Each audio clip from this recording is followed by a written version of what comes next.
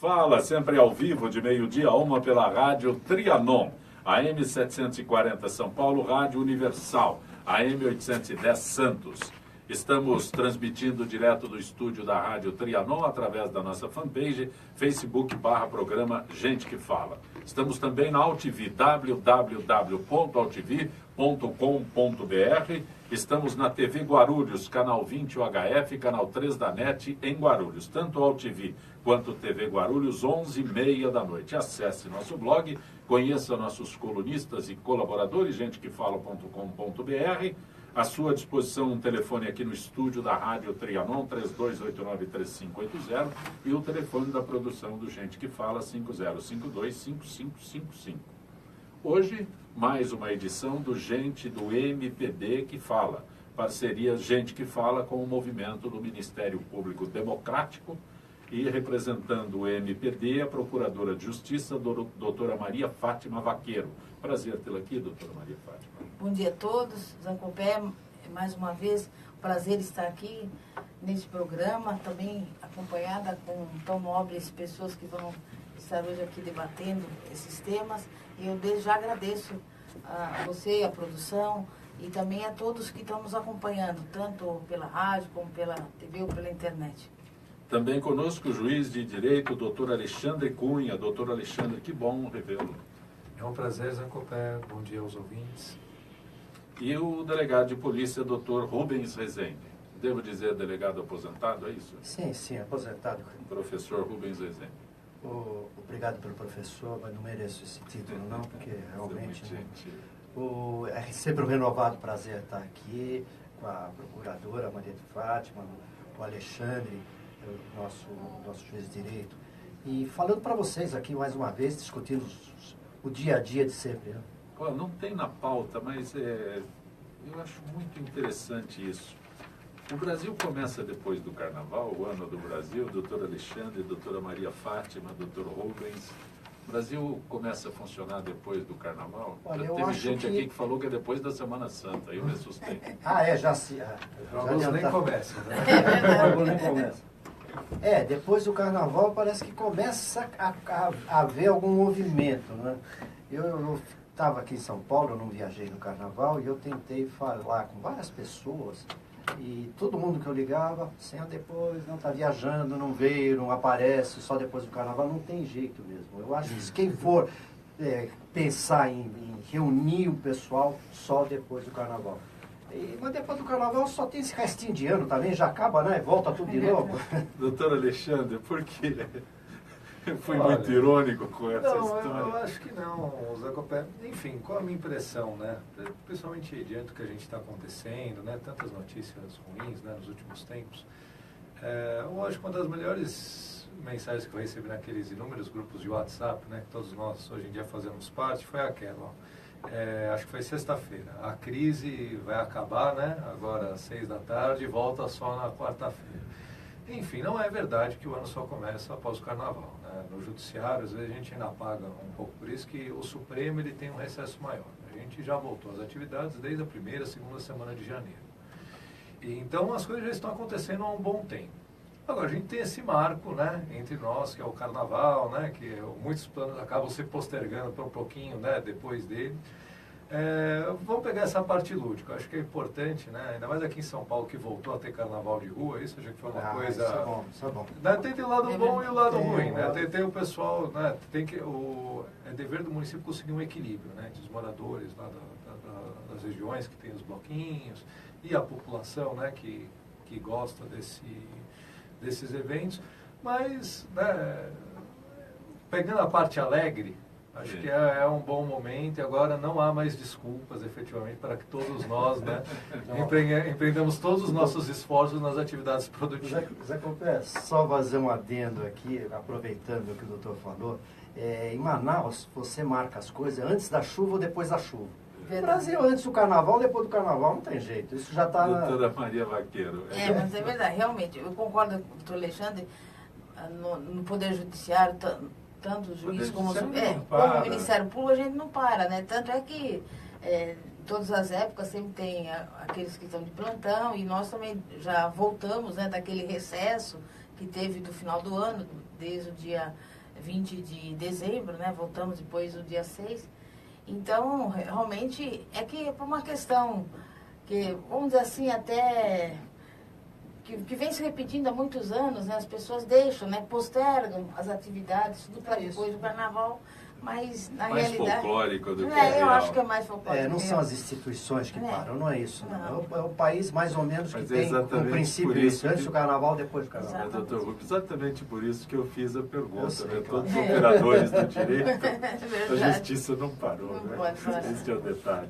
Mas, olha, apesar dos acordos de leniência já firmados entre o Ministério Público Federal e empreiteiras investigadas na Operação Lava Jato, ministros do Tribunal de Contas da União avaliam decretar a inidoneidade das principais construtoras investigadas. Empresas ficariam proibidas de fechar contratos com a administração pública federal. Processos confirmam a ocorrência de conluio entre empreiteiras e fraude em licitações na Petrobras e Eletronuclear, o que ensejaria a aplicação da sanção. Doutora, Eu gostaria de fazer por uma favor, observação.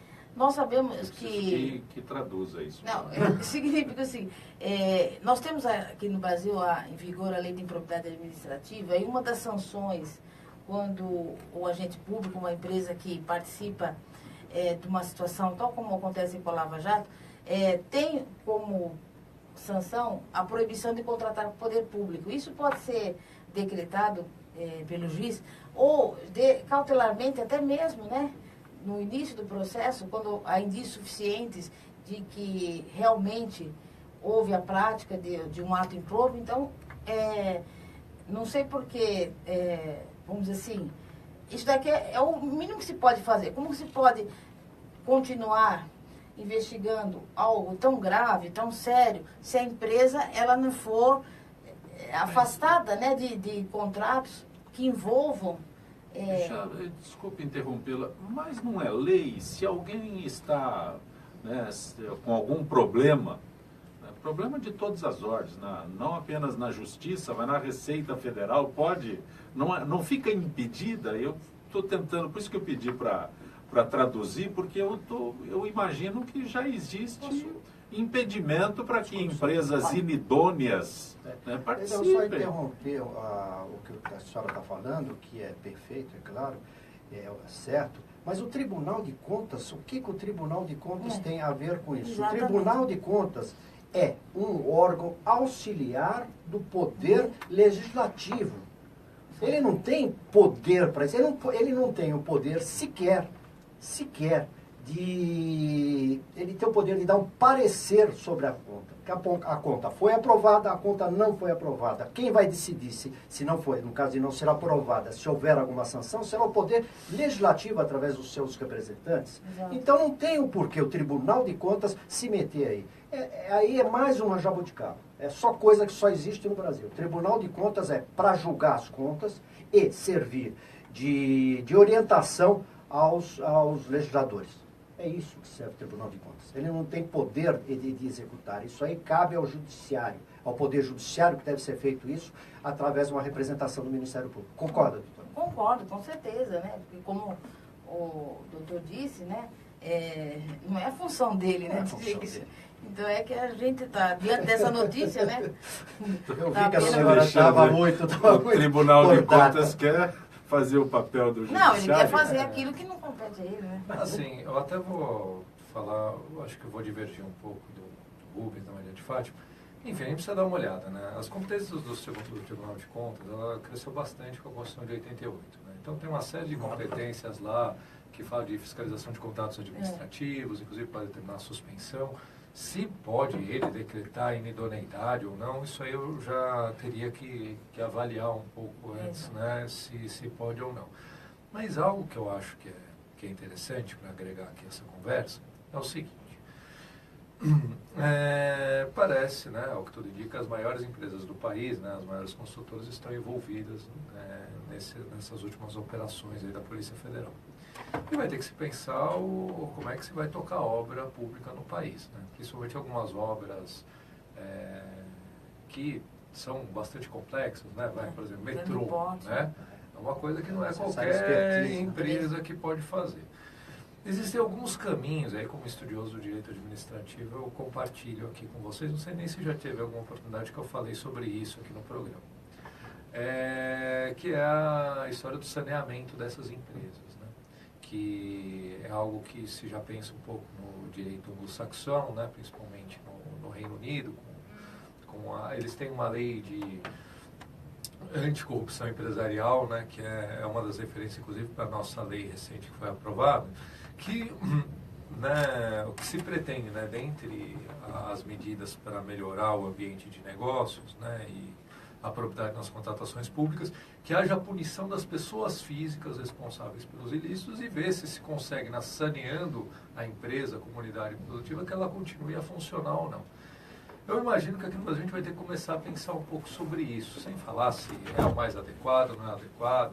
Existe também, né, recentemente está tendo uma crítica que eu acho que é bastante pertinente, se com essas delações premiadas, as pessoas que têm a sanção, né, que muitas dessas pessoas estão tendo, não são muito pequenas, perto do ilícito que praticaram, são temas que estão em aberto, né? Acho que a gente tem que analisar isso aqui sem muito preconceito, pensando na realidade, né, vendo como punir as pessoas e ver se essas empresas ainda conseguem de alguma forma continuar as suas atividades que geram emprego, renda, enfim.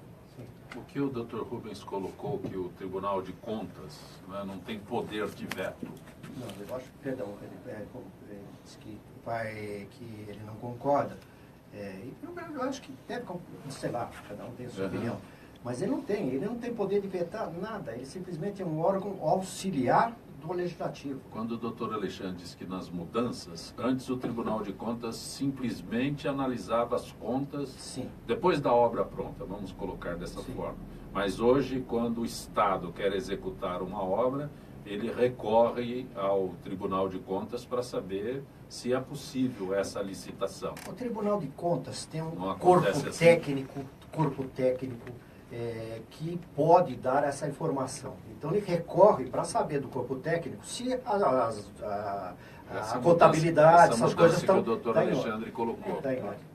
Essa mudança, sinceramente, eu não conheço, doutor Alexandre. Para mim seria novidade, mas você falou, eu acredito que sim.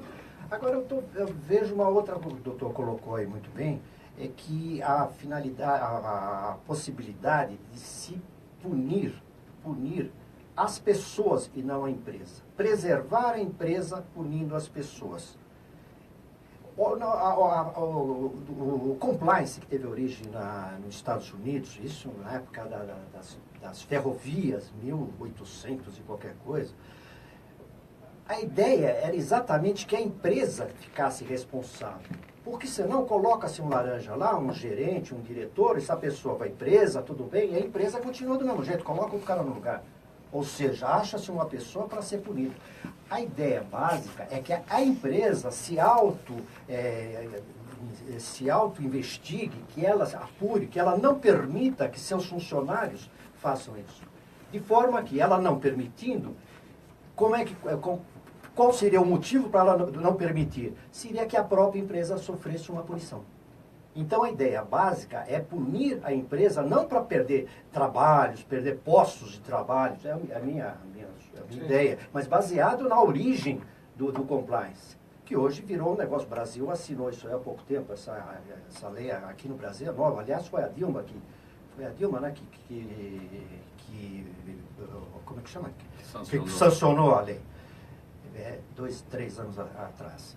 Então, a ideia é essa mesma, é que a empresa seja responsável para quê? Para que ela própria não permita que seus funcionários, ou seja, tome conta de seus funcionários para que não haja dessa forma. Sr. Rubens, só para poder, enfim, problematizar um pouco, o fato é que a pessoa jurídica ela não existe. Né? É uma criação do direito. Aí o direito penal... Então, não existe. Né? O que existe são pessoas físicas, né, que agem em nome de uma pessoa jurídica. Sim. E aí você fala em responsabilidade patrimonial dessa pessoa jurídica pelos danos que ela causar. Né? Muito bem. Né? Enfim, você vai corromper um funcionário público para obter, né, uma licitação, não sei o quê. A responsabilidade patrimonial vai na pessoa jurídica. Agora, muitos desses fatos também são crimes. Né? Quer dizer, corrupção é crime. Sim. Então você tem que ter necessariamente a penalização da pessoa física. Exato.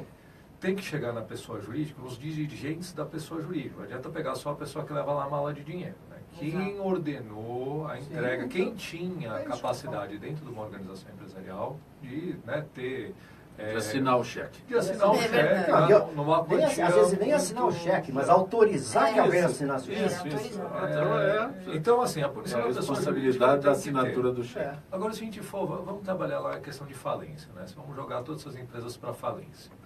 Mesmo na falência, se fala em assunção da pessoa jurídica pelos seus empregados e que aquilo ali, na medida do possível, né, ver, olha, a atividade que é desenvolvida é viável, né? Vamos tentar continuar a atividade. Então, acho que a gente precisa pensar um pouco nisso. Se, né, devidamente punidos todos os responsáveis, se não há condição dessas empresas continuarem a funcionar. Eu acho que é uma questão, assim, é empenhoso, é mais fácil eu chegar aqui para vocês e falar, não, é verdade, temos que punir todo mundo, vai, vamos pro próximo ponto aqui da pauta. Agora, né, acho que é meu dever aqui, né, Claro, com certeza. eu sou, né, uma pessoa que está estudando direito administrativo e tal, eu acho que são questões que têm que ser, tem Com que ser certeza. debatidas. Agora, quando você fala em falência, eu acho que a falência é uma coisa. A recuperação Ação judicial é... judicial é outra coisa. Quando existe a falência de uma empresa, ela pode se dar por inadequação, por falta de habilidade no ramo dela, por falta de dinheiro, coisas que podem ser supridas.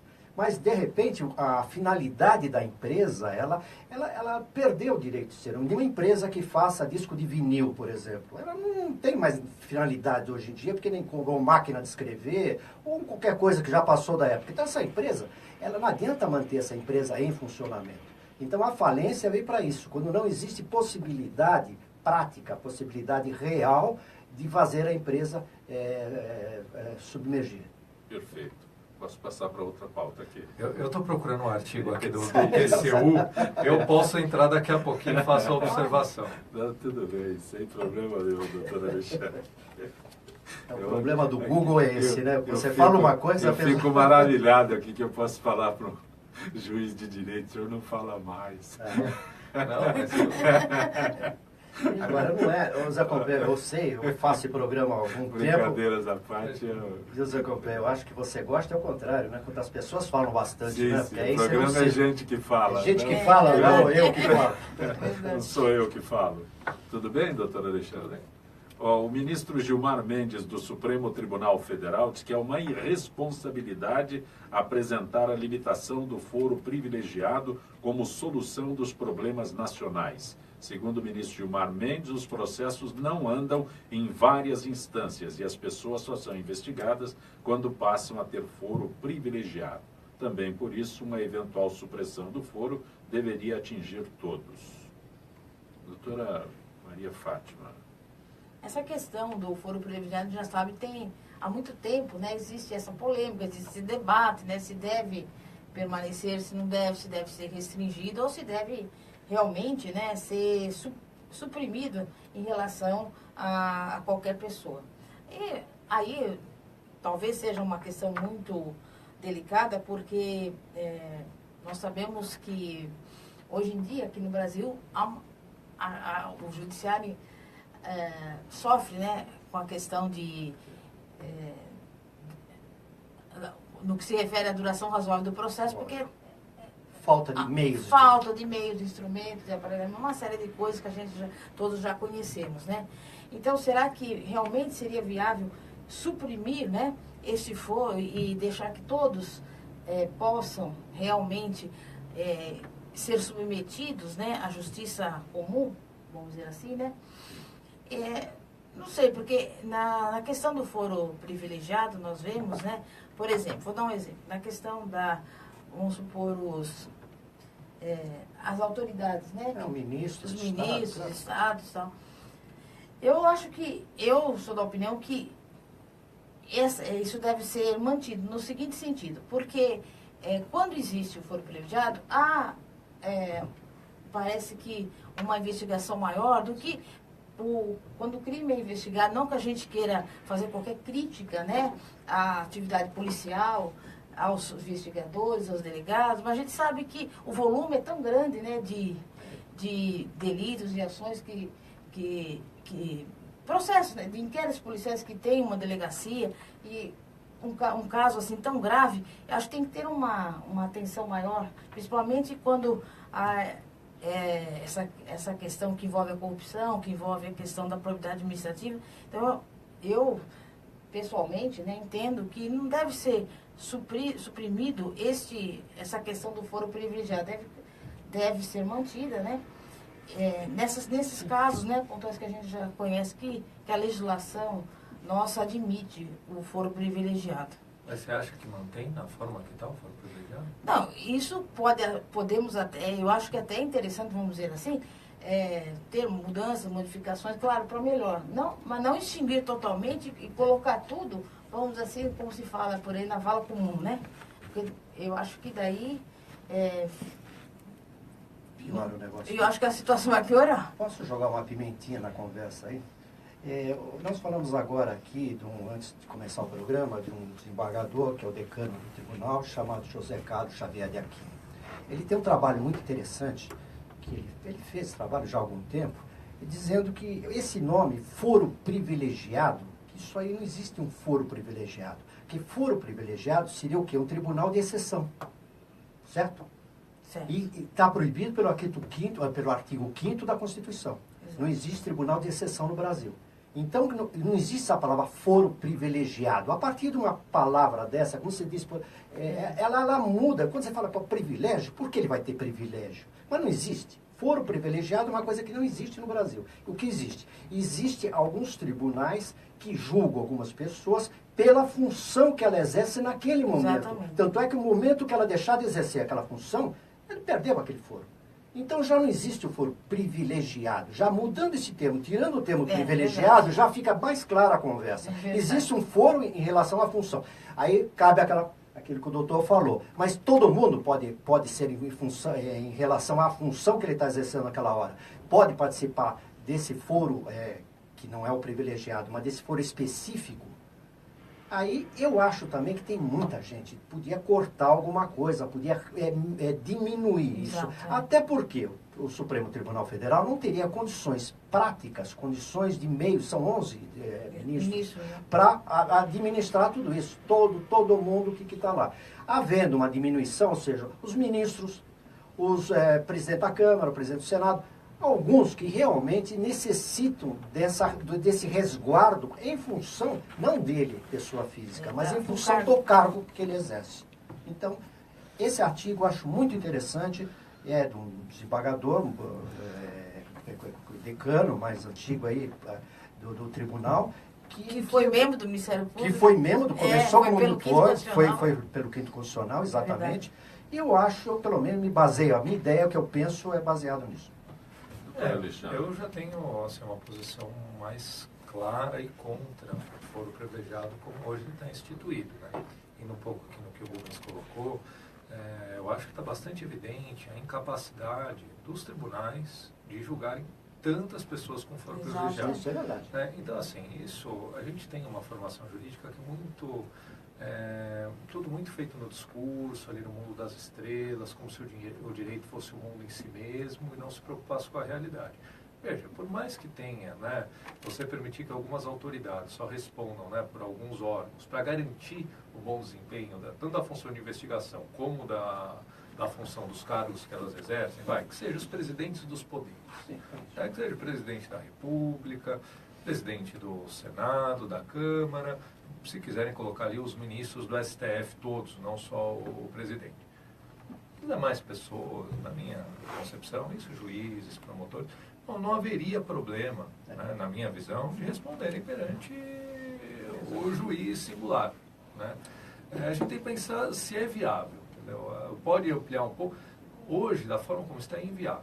Né? 500 e tantos deputados, né? 180, 91 senadores. O número de senadores, 81 senadores. Não dá para julgar tudo isso. Se não dá para fazer isso, não pode ser um único órgão, né, que deve ter a missão de realizar essa função. Porque o que acontece é isso, e todo mundo diz, não tem como a nossa Corte Constitucional virar uma corte penal. Né? Tem muito tema constitucional que precisa dos parlamentares. Sim, e aí tudo que é 513 mais 81. Isso é todos só boa gente, de né? parlamentares. Aí Tudo todos gente os boa. ministros, né? E de vez em quando agora Aí tem mais os uma outra ministérios que nomeação de oscilam, ministro agora complicada. era 20, já tem alguma coisa de 22, e vai Então, subindo, vai subindo. Eu tenho a impressão que seria, né, isso depois de já... A colocação que o senhor faz nunca foi esclarecida dessa forma, né? O foro que o Dr. Rubens coloca que não é privilegiado, mas o foro privilegiado neste país vai a 1.000 pessoas. Mas assim, eu concordo com o que o Rubens comentou aqui, que não é privilegiado. Não, né? perfeito, Tem mas que ser- é a expressão em uso. Se houvesse condições de se julgar esse número de pessoas, Sim. né? Bem, enfim, é algo possível, mas não há. Não tem como. Por isso que eu 11 disse que é ministros, um esclarecimento tem que todas nunca as foi funções. prestado. Então população- tem que se pensar algo diferente. A população é levada pelo esse termo privilegiado. Esse termo Sim. já é Inadequado, difícil né? você inadequado, Inadequado. é difícil você ir contra. Como você vai contra um privilégio? Por que você vai contra um privilégio? Mas não é um privilégio. É que nem quando um termo qualquer, matança, por exemplo. Na matança não sei do quê. Quando você fala matança, pronto, já acabou. Você não vai discutir mais. Houve algo, está tudo errado. E às vezes não é outra coisa. Bom, existem vários termos assim que são mal aplicados É nessa. verdade. Mas gente que fala, Pode procura esclarecer. Esclarecemos tudo. Maravilhosa, né, a explanação dos senhores por um assunto que é corriqueiro e ninguém presta atenção. Verdade. Não Ninguém é um presta foro atenção. privilegiado. E vai usando isso, né? vai usando isso. Isso, mas Isso é mais fácil, a gente vai repetindo. É. É a história da previdência deficitária, ninguém para pensar nisso. É. Não é o assunto em pauta, mas é a mesma coisa. Fala-se tanto, quem fala acredita. É verdade. O promotor Rodrigo Rodrigo Antunes, publicou um artigo em que mostrava sua desilusão com o combate ao crime no Brasil. E dizia que aqui o crime compensa. Dias após a publicação, o país ficou chocado com a libertação do ex-goleiro Bruno, condenado a 22 anos de prisão por um crime que envolveu sequestro, tortura, cárcere privado, assassinato e ocultação de cadáver de uma mulher grávida. O promotor voltou a se manifestar, lembrando que o goleiro Bruno é réu confesso e foi condenado por um júri cujas decisões são soberanas e não podem ser modificadas nem pelo STF. Não há o que falar ainda. É verdade. Aqui não há o que falar. Não tem como.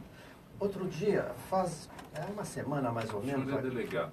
Hein? O senhor é delegado. Eu vou acrescentar algo aqui. Pois Não tem o corpo. Não existe. Ao corpo de delito. É. Não existe o corpo. E ele foi condenado sem que o corpo da vítima fosse localizado. Isso já tem um caso antigo da Dama de Tefé, lembra? Dama Dama de Tefé. Tefé mexeu com o Brasil todo mundo sabia que era a pessoa que fez, era um advogado do Rio, né? Tudo certinho, mas cadê o corpo? E ele ficou a vida toda, esse era um advogado brilhante, um grande orador, esqueci o nome dele, e no Rio de Janeiro ele levou isso. Aqui é uma A dúvida. pergunta que a gente sempre recebe aqui é essa. Aqui Na há época- uma dúvida, mas